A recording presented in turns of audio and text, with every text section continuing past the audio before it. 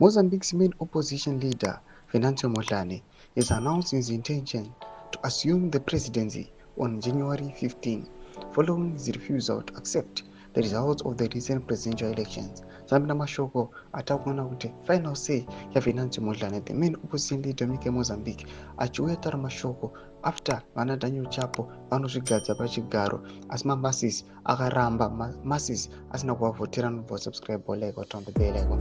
Tipinda panapa munoenda radio mudanyora chiti the capital Maputo was like a ghost town on Christmas Eve, with almost all businesses shut and people staying at home to avoid being caught up in the worst unrest in the city since Frelimo rose to power at independence in 1975.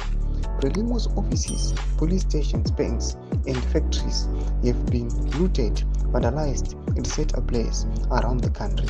Since Monday, at least 21 people have been killed in the unrest, the Interior Minister said late on Tuesday.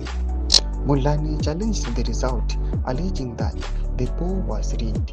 In a Facebook Live broadcast to his supporters on Tuesday, Mondlane said he rejected the ruling of the Constitutional Court, adding that he would assume the office of president on 15 January, the day that Chapo is due to be sworn in.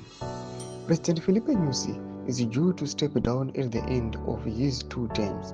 It is unclear how Mondlane intends to take office, as he is currently in self-imposed exile in an unknown country. He has frequently rallied his supporters via speeches on Facebook Live, but he urged them to remain peaceful. We are with the people.